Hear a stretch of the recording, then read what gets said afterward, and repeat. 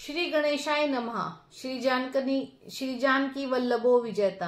श्री रामचरित मानस द्वितीय सोपान अयोध्या कांड। यहाँ से हमारा 12वां विश्राम होता है, जो मास प्राण का 12वां विश्राम है वो हमारा यहाँ से शुरू होता है। जिनकी गोद में हिमाचल सुता पार्वती जी, मस्तक पर गंगा जी, ललाट पर द्वितीय का चंद्रमा, कंठ में हलाहल विष और वक्ष स्थल पर सर्पराज शेष जी सुशोभित है। वे भस्म से विभूषित देवताओं में श्रेष्ठ सर्वेश्वर, संहारकर्ता, सर्वव्यापक, कल्याण रूप चंद्रमा के समान शुभ्रवर्ण शंकर श्री शंकर जी सदा मेरी रक्षा करे। रघुकुल को आनंद देने वाले श्री रामचंद्र जी मुखारविंद की जो शोभा राज्य भी कश्ये ना तो प्रसन्नता को प्राप्त हुई और ना वनवास के दुख से मलिन ही हुई, वह मेरे लिए सदा सुंदर मंगलों की देने वाली हो। नीले कमल के समान श्याम और कोमल जिनके अंग है, श्री सीता जी जिनके वन भाग में विराजमान है और जिनके हाथों में अमोघ बाण और सुंदर धनुष है, उन रघुवंश के स्वामी श्री रामचंद्र जी को मैं नमस्कार करती हूँ। श्री गुरु जी के चरण कमलों की रस से अपने मन रूपी दर्पण को साफ करके मैं श्री रघुनाथ जी के उस निर्मल यश का वर्णन करती हूँ जो चारों फलों को देने वाला है। जब से श्री रामचंद्र जी विवाह करके घर आए हैं तब से नित्य नए मंगल हो रहे हैं और आनंद के बधावे बज रहे हैं। 14 रूपी लोक रूपी बड़े भारी पर्वतों पर पुण्य रूपी में एक सुख रूपी जल बरसा रहे हैं। रिद्धि सिद्धि और संपत्ति रूपी सुहावनी नदियां उमड़ उमड़ कर अयोध्या रूपी समुद्र में आ मिली। नगर के स्त्री पुरुष अच्छी जाति के मणियों के समूह हैं जो सब प्रकार से पवित्र, मूल्य और सुंदर है। नगर का ऐश्वर्य कुछ कहा नहीं जाता, ऐसा जान पड़ता है मानो ब्रह्मा जी की कारीगरी बस इतनी ही है। सब नगर निवासी श्री रामचंद्र जी के मुख चंद्र को देखकर सब प्रकार से सुखी हैं। सब माताएं और सखी सहेलियां अपनी मनोत रूपी बेल को फली हुई देखकर आनंदित है। श्री रामचंद्र जी के रूप, गुणशील और स्वभाव को देख सुनकर राजा दशरथ जी बहुत ही आनंदित हुए। सबके हृदय में ऐसी अभिलाषा है और सब महादेव जी को मानकर कहते हैं कि राजा अपने जीते जी श्री रामचंद्र जी को युवराज पद दे। एक समय रघुकुल के राजा दशरथ जी अपने सारे समाज सहित राजसभा में विराजमान थे। महाराज समस्त पुण्यों की मूर्ति है, उन्हें श्री रामचंद्र जी का सौंदर्य सुनकर अत्यंत आनंद हो रहा है। तब राजा उनकी कृपा चाहते हैं और लोकपाल गण उनके रुख को रखते हुए प्रीति करते हैं। तीनों भुवनों में और तीनों कालों में दशरथ जी के समान बड़भागी कोई नहीं है। मंगलों के रूप श्री रामचंद्र जी जिनके पुत्र हैं, उनके लिए जो कुछ कहा जाए सब थोड़ा है। राजा ने संभावी की हाथ में दर्पण ले लिया और उसमें अपना मुख देखकर मुकुट को सीधा किया। कानों के पास बाल सफेद हो गए, मानो बुढ़ापा ऐसा उपदेश कर रहा है कि हे राजन, श्री रामचंद्र जी को युवराज पद देकर अपने जीवन और जन्म का लाभ क्यों नहीं लेते। हृदय में ये विचार लाकर राजा दशरथ जी ने शुभ दिन और सुंदर समय पाकर प्रेम से पुलकित शरीर हो आनंद मगन मन से उसे गुरु वशिष्ठ जी को जा सुनाया। राजा ने कहा, हे मुनिराज सुनिए, श्री रामचंद्र अब सब प्रकार से सब योग्य हो गए हैं। सेवक मंत्री सब नगर निवासी और जो हमारे शत्रु मित्र या उदासीन हैं, सभी को श्री रामचंद्र जी वैसे ही प्रिय हैं जैसे वे मुझको हैं। आपका आशीर्वाद ही मानो शरीर धारण करके शोभित हो रहा है। हे स्वामी, सारे ब्राह्मण परिवार सहित आपके ही समान उन पर स्नेह करते हैं। जो लोग गुरु के चरणों की रज को मस्तक पर धारण करते हैं, वे मानो समस्त ऐश्वर्य को अपने वश में कर लेते हैं। उसका अनुभव मेरे समान दूसरे किसी ने नहीं किया। आपकी पवित्र चरण रज की पूजा करके मैंने सब कुछ पा लिया। अब मेरे मन में एक ये अभिलाषा है, हे नाथ, वह भी आप ही के अनुग्रह से पूरी होगी। राजा का सहज प्रेम देखकर मुनि ने प्रसन्न होकर कहा, नरेश आज्ञा दीजिए। हे राजन, आपका नाम और यश संपूर्ण मन चाहे वस्तुओं को देने वाला है। हे राजाओं के मुकुटमणि, आपके मन की अभिलाषा फल का अनुगमन करती है। अपने जी में गुरु जी को सब प्रकार से प्रसन्न जानकर हर्षित होकर राजा कोमल वाणी से बोले, हे नाथ, राजा श्री रामचंद्र को युवराज कीजिए, कृपा करके कहिए तो तैयारी की जाए। मेरे जीते जी आनंद उत्सव हो जाए, सब लोग कह नेत्रों का लाभ प्राप्त करें। प्रभु के प्रसाद से शिव जी ने सब कुछ निभा दिया। केवल यही एक लालसा मन में रह गई है। फिर सोच नहीं, शरीर रहे या चला जाए, जिससे मुझे पीछे पछतावा ना हो। दशरथ जी के मंगल और आनंद के मूल सुंदर वचन सुनकर मुनि मन में बहुत प्रसन्न हुए। वशिष्ठ जी ने कहा, हे राजन सुनिए, जिनसे विमुख होकर लोग पछताते हैं और जिनके भजन बिना जी के जलन नहीं जाती, वही स्वामी सर्वलोक महेश्वर श्री राम जी आपके पुत्र हुए, जो पवित्र प्रेम के अनुगामी हैं। हे राजन, जब अब देर ना कीजिए, शीघ्र सब सामान सजाइए। शुभ दिन और सुंदर मंगल गीत। मंगल तभी है जब श्री रामचंद्र जी युवराज हो जाएं। राजा आनंदित होकर महल में आए और उन्होंने सेवकों को तथा मंत्री सुमंत्र को बुलवाया। उन लोगों ने जय जी कहकर सिर नवाए। तब राजा ने सुंदर मंगलमय वचन सुनाए और कहा, यदि पंचों को यह मत अच्छा लगे तो हृदय में हर्षित होकर आप लोग श्री रामचंद्र का राज तिलक कीजिए। इस प्रिय वाणी को सुनते हैं मंत्री ऐसे आनंदित हुए मानो उनके मनोरथ रूपी पौधे पर पानी पड़ गया है। मंत्री हाथ जोड़कर विनती करते हैं कि हे जगतपति, आप करोड़ों वर्ष जिए, आपने जगत भर का मंगल करने वाला भला काम सोचा है। हे नाथ, शीघ्रता कीजिए, देर न लगाइए। मंत्रियों की सुंदर वाणी सुनकर राजा को ऐसा आनंद हुआ मानो बढ़ती हुई बेल सुंदर डाली का सहारा पा रही है। राजा ने कहा, श्री रामचंद्र जी के अभिषेक के लिए मुझे मुनिराज वशिष्ठ जी को जो आज्ञा हो, आप लोग वही सब तुरंत करें। मुनिराज ने हर्षित होकर कोमल वाणी से कहा कि संपूर्ण श्रेष्ठ तीर्थों का जल ले आओ। फिर उन्होंने औषधि, मूल, फूल, फल और पत्र सभी अनेकों मांगलिक वस्तुओं के नाम गिनकर बताए। च्वर, मगमच, मृग चर्म, बहुत प्रकार के वस्त्र, असंख्य जाति के ऊनी और रेशमी कपड़े, मणियों तथा और भी बहुत सी मंगल वस्तुएं जो जगत में राज्याभिषेक की योग्य होती है। मुनि ने वेदों में कहा हुआ सब विधान बताकर नगर में बहुत से मंडप सजवाओ। फलों समेत आप सुपारी और केले के वृक्ष के नगर की गलियों में चारों ओर रोप दो। सुंदर मणियों के मनोहर चौक, पुरवाओं और बाजार को तुरंत सजाने के लिए कह दो। श्री गणेश जी, गुरु और कुल देवताओं की पूजा करो। भूदेव ब्राह्मणों की सब प्रकार से सेवा करो। ध्वजा, पताका, तोरण, कलश, घोड़े, रथ और हाथी सबको सजाओ। मुनीश्वर ऋषि जी के वचनों को शिरोधार्य करके सब लोग अपने अपने काम में लग गए। मुनीश्वर ने जिस काम के लिए आज्ञा दी उसने वह काम किया मानो पहले से ही कर रखा था। राजा, ब्राह्मण, साधु और देवताओं को पूज रहे हैं और श्री रामचंद्र जी के लिए सब मंगल कार्य कर रहे हैं। श्री रामचंद्र जी के राज्याभिषेक की सुहावनी खबर सुनते ही अवध भर में बड़ी धूम से बधावे बजने लगे। श्री रामचंद्र जी और सीता जी के शरीर में भी शुभ शकुन संकुचित हुए। उनके सुंदर मंगल अंग फड़कने लगे। पुलकित होकर वे दोनों प्रेम सहित एक दूसरे से कहते हैं कि ये सब शकुन भरत के आने की सूचना देने वाले हैं।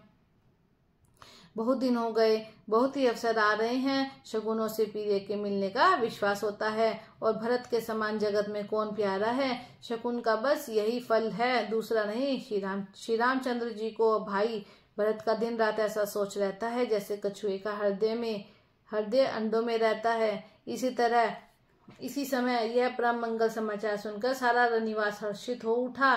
जैसे चंद्रमा को बढ़ते देखकर समुद्र में लहरों का विलास सुशोभित होता है। सबसे पहले जाकर जिन्होंने यह वचन सुनाए उन्होंने बहुत से आभूषण और वस्त्र पाए। रानियों का शरीर प्रेम से पुलकित हो उठा और मन प्रेम में मगन हो गया। वे सब मंगल कलश सजाने लगी। सुमित्रा जी ने मणियों के बहुत प्रकार के अत्यंत सुंदर मनोहर चौक पूरे आनंद में मग्न हुई। श्री रामचंद्र जी की माता कौशल्या जी ने ब्राह्मणों को बुलाकर बहुत दान दिए। उन्होंने ग्राम देवियों, देवता और नागों की पूजा की और फिर बलि भेंट देने को कहा। अर्थात कार्य सिद्ध होने पर फिर पूजा करने की मनौती मानी और प्रार्थना की कि जिस प्रकार से श्री रामचंद्र जी का कल्याण हो, दया करके वही वरदान कीजिए। कोयल सी मीठी वाणी वाली, चंद्रमा के समान मुख वाली और हिरण के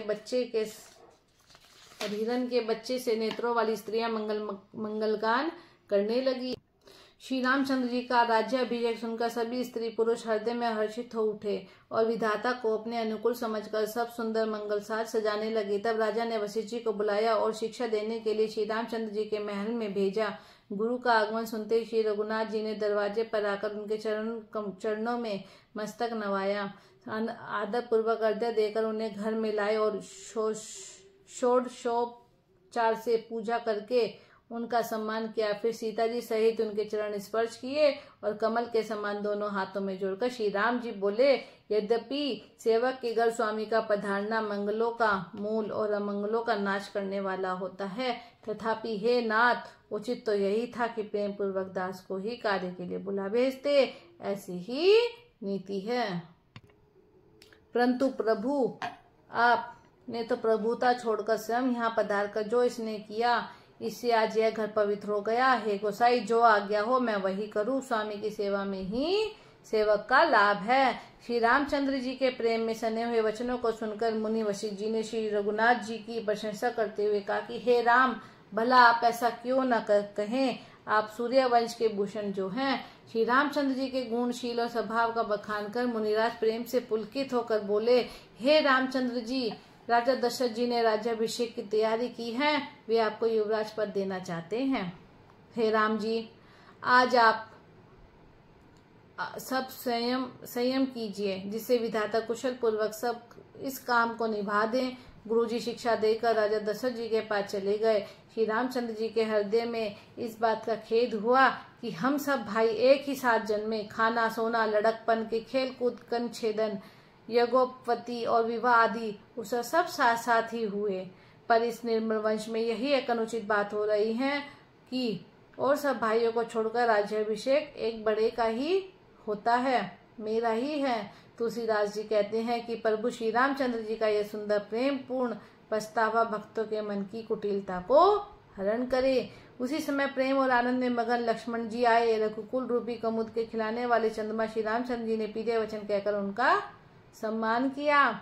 बहुत प्रकार के बाजे बज रहे हैं। नगर के अतिशय आनंद का वर्णन नहीं हो सकता। सब लोग भरत जी का आगमन कर रहे हैं और कह रहे हैं कि वे भी शीर गावें और राज्याभिषेक उत्सव देखकर नेत्रों का फल प्राप्त करें।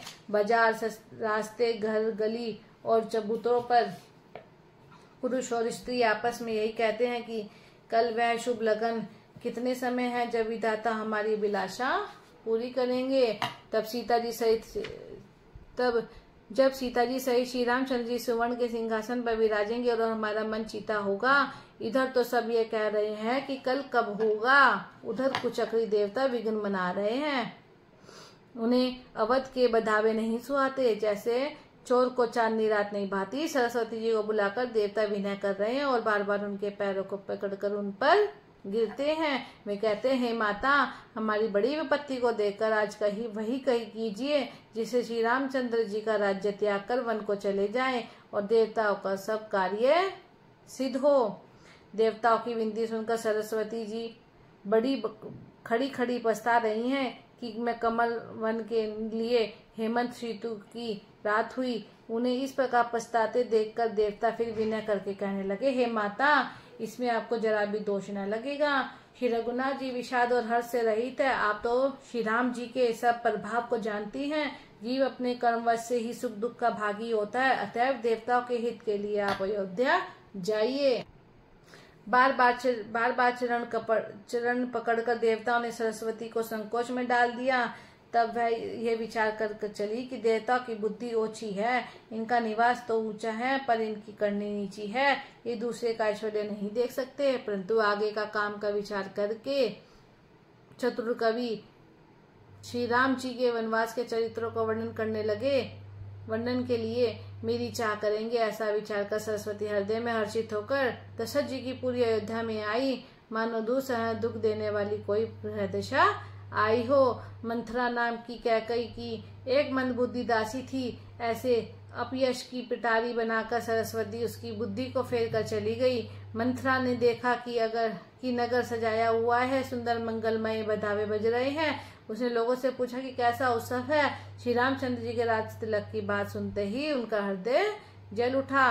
वह दुर्बुद्धि नीच जाति वाली दासी विचार करने लगी कि किस प्रकार से यह काम रात ही रात में बिगड़ जाए। जैसे कोई कुटिल भिलनी शहद का छत्ता लगाकर देखकर घात लगाती है, उसको किस तरह से उखाड़ लूं। वह उदास होकर भरत जी की माता कैकई के पास गई। उन्होंने रानी कैकई ने हंसकर कहा, तू उदास क्यों है।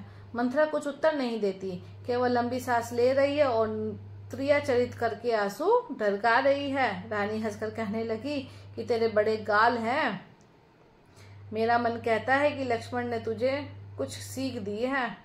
तब भी वह महापापनी दासी कुछ भी नहीं बोलती, ऐसी लंबी सांस छोड़ रही है मानो काली नागिन हो। तब रानी ने डर कर कहा, अरे कहती क्यों नहीं? श्री रामचंद्र, राजा लक्ष्मण, भरत और शत्रुघ्न कुशल से तो हैं। यह सुनकर कुबरी मंथरा के हृदय में बड़ी ही पीड़ा हुई। वह कहने लगी, हे माई, हमें कोई क्यों सीख देगा? और मैं किसका बल पाकर गाल करूंगी? रामचंद्र को छोड़कर आज और किसकी कुशल है जिन्हें राजा युवराज पद दे रहे हैं? आज कौशल्या को विधाता बहुत ही दाहिने हुए। यह देखकर उनके हृदय में गर्व समाता नहीं? तुम स्वयं जाकर सब शोभा क्यों नहीं देख लेती, जिसे देखकर मेरे मन में क्षोभ हुआ। तुम्हारा पुत्र परदेश में है, तुम्हें कुछ सोच नहीं? जानती हो कि स्वामी हमारे वश में है। तुम्हें तो तोषक पलंग पर पड़े पड़े नींद लेना ही बहुत प्यारा लगता है। राजा की कपट भरी चतुराई तुमने नहीं देखती।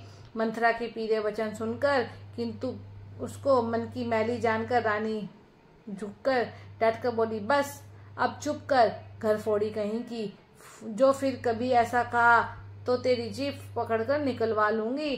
कानों, लंगड़ों और कुबड़ों को कुटिल और कुचाली जानना चाहिए, उनमें भी स्त्री और खासकर दासी। इतना कहकर भरत जी की माता कहकई मुस्कुरा दी और फिर बोली, हे प्रिय वचन कहने वाली मंथरा, मैंने तुझको यह सीख दी है, मुझे तुझ पर सपन में भी क्रोध नहीं है। सुंदर मंगलदायक शुभ दिन वही होगा जिस दिन तेरा कहना सत्य होगा, अर्थात श्री राम का राजतिलक होगा। बड़ा भाई स्वामी और छोटा भाई सेवक है। यह सूर्य वंश की सुहावनी रीति ही है। यदि सचमुच कल ही श्री राम का तिलक है तो हे सखी, तेरे मन को अच्छी लगे वही वस्तु मांग ले, मैं दूंगी।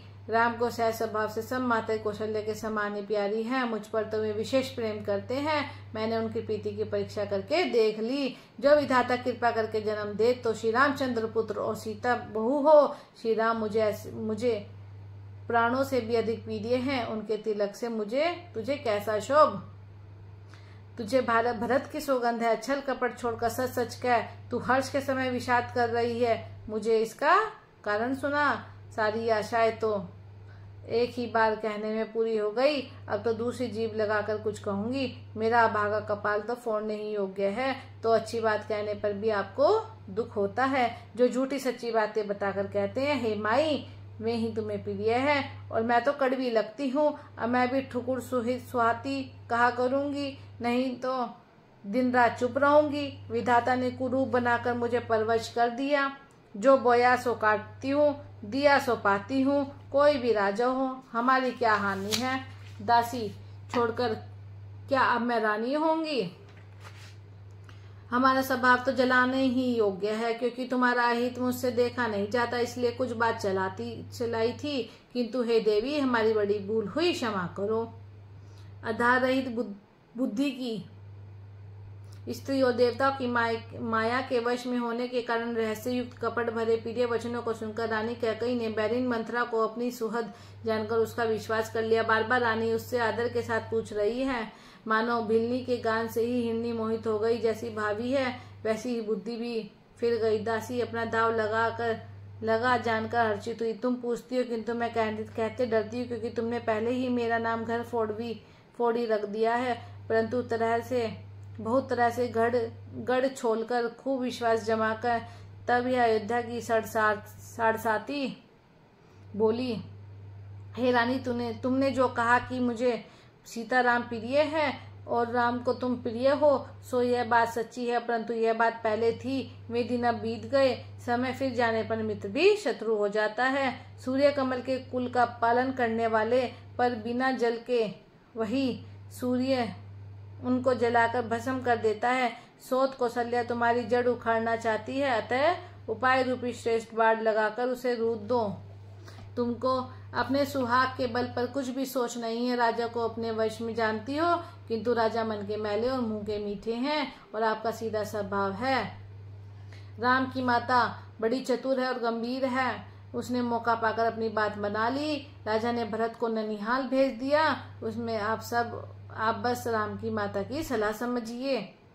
और सब सोते तो मेरी अच्छी तरह सेवा करती हैं। एक भरत की माँ पति के बल पर गर्वित होती रहती हैं। इसी से हे माई, कौशल्या को तुम बहुत ही सरल, बहुत ही खटक रही हो, किंतु वह कपट करने में चतुर है, अतः उसके हृदय का भाव जानने में नहीं आता।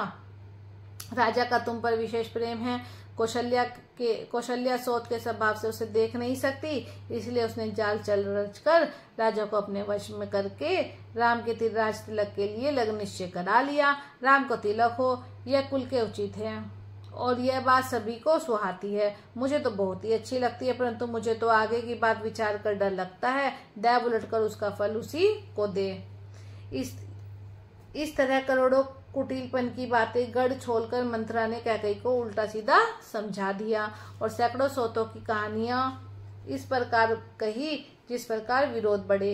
होनहार वश कैकेयी के मन में विश्वास हो गया। रानी से सौगंध दिलाकर पूछने लगी। मंथरा बोली, क्या पूछती हो? अरे तुमने अब भी नहीं समझा? अपने भरे बुरे को तो पशु भी पहचान लेते हैं। पूरा पखवाड़ा बीत गया सामान सस्ते और तुमने खबर पाई है आज मुझसे। मैं तुम्हारे राज में खाती पहनती हूँ, इसलिए सच कहने में मुझे कोई दोष नहीं है। यदि मैं कुछ बनाकर झूठ कहती होंगी तो विधाता मुझे दंड देगा। यदि कल राम को रास्ते लग हो गया तो तुम्हारे लिए विधाता ने विपत्ति का बीज बो दिया। मैं ये बात लकीर खींचकर बलपूर्वक कहती हूँ, हे भामिनी, तुम तो अब दूध की मक्खी हो गई हो। जो पुत्र सहित चाकरी बजाओगी तो घर में रह सकोगी, दूसरा उपाय नहीं। कुद्र ने वीनता को दुख दिया था, तुम्हें कौशल्या देगी, परंतु कारागार का सेवन करेंगे और लक्ष्मण राम के नायब होंगे।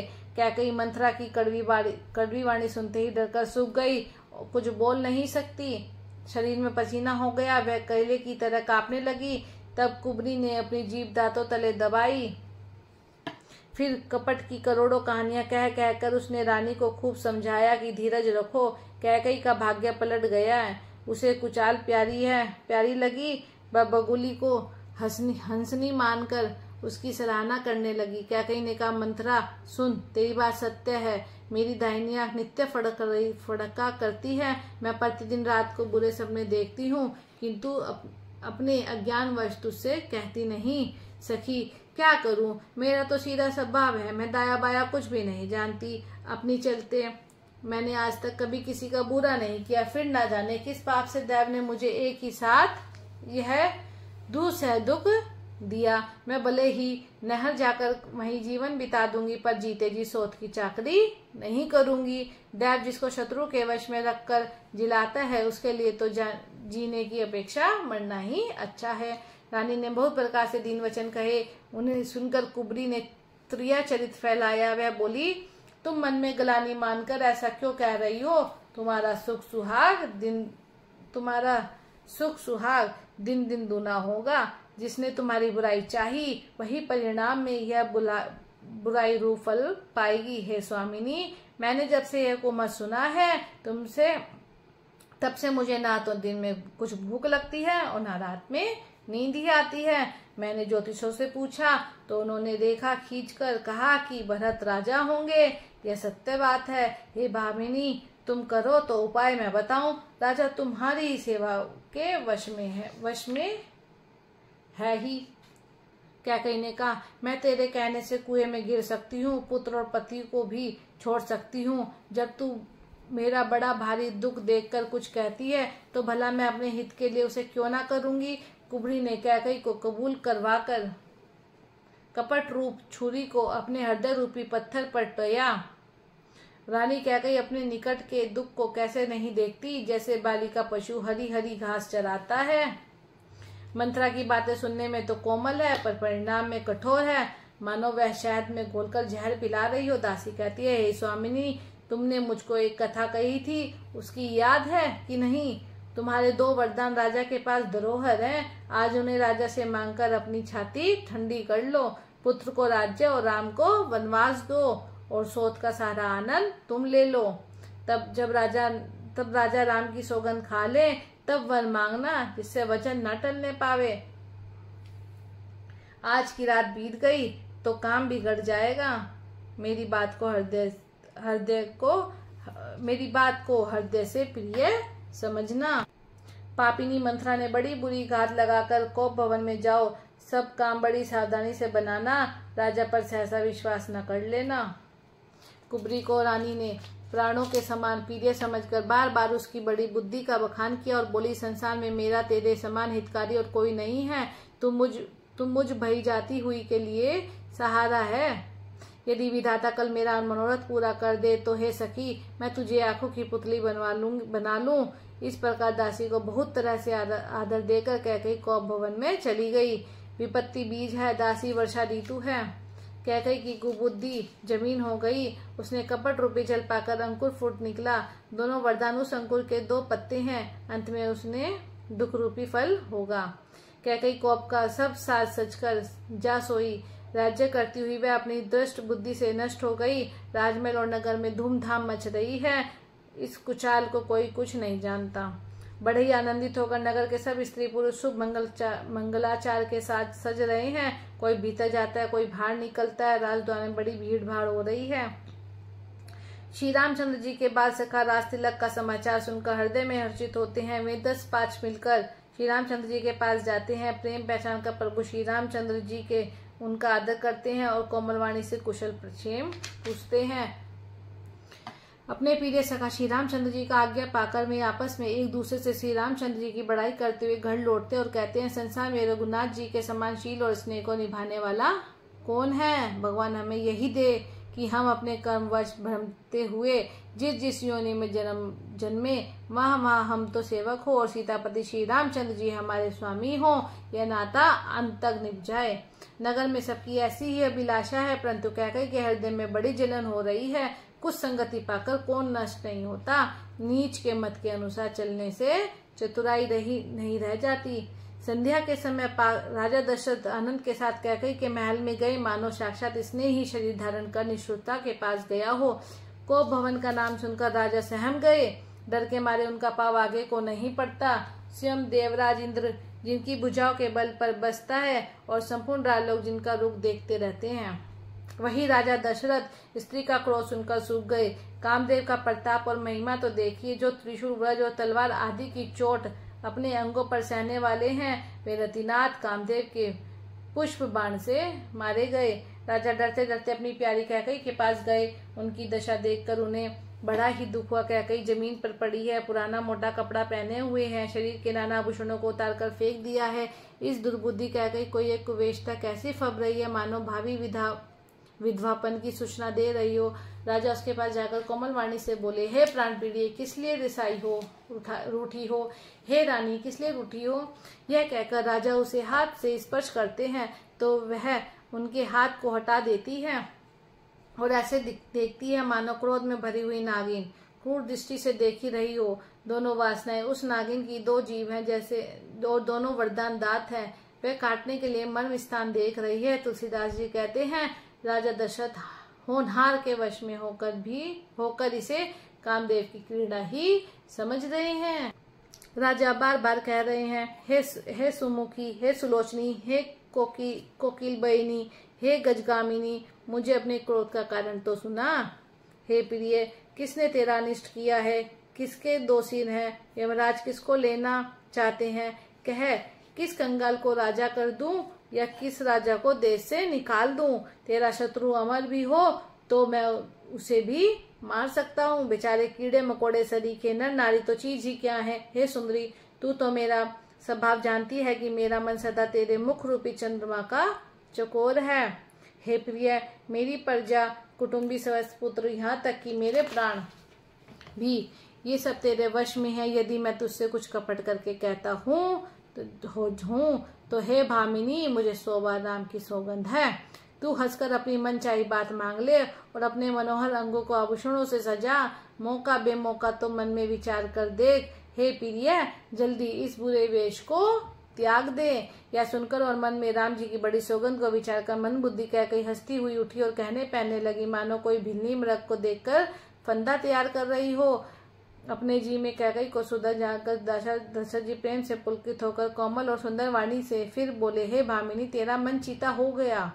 नगर में घर घर आनंद के बधावे बज रहे हैं। मैं कल ही राम को युवराज पद दे रहा हूँ, इसलिए हे सुननी, तुम मंगल साज सज।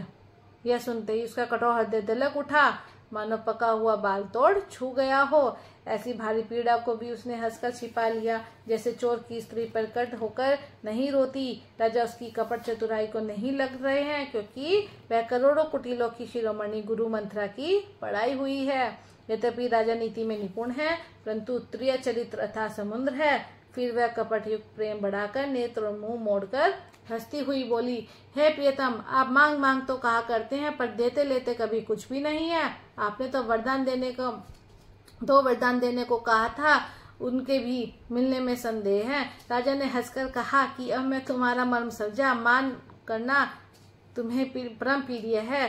तुमने उन वरों को थाती रखकर फिर कभी मांगा ही नहीं, और मेरा भूलने का सबब होने से मुझे भी यह प्रसंग याद नहीं रहा। मुझे झूठे मूठ दोष मत दो, चाहे 2 के बदले 4 मांग लो। रघुकुल में सदा से यही रीत चली आई है कि प्राण भले ही जाए पर वचन न जाए। असत्य के समान पापों का समूह भी नहीं है। यहाँ करोड़ों घुकचियां मिलकर भी कहीं पहाड़ के समान हो सकती हैं। सत्य ही समस्त उत्तम सकृतों की जड़ है, यह बात वेद पुराणों में प्रसिद्ध है, और मनु जी ने भी यही कहा है। उस पर मेरे द्वारा श्री राम जी की शपथ करने में आ गई। श्री रघुनाथ जी में सकत और स्नेह की सीमा है। इस प्रकार बात पक्की करा के दुर्बुद्धि कहकई हंसकर बोली, मानो उसने कुमत रूपी दृष्ट पक्षी की कुल्हई खोल दी। राजा का मनोहर सुंदर वन है, सुख सुंदर पक्षियों का समुदाय है। उस पर भिलनी तरह कहकई अपना वचन रूपी भयंकर बाज छोड़ना चाहती है। बोलो जय श्री राम। यहाँ पे हमारा 12वां विश्राम पूर्ण होता है। धन्यवाद।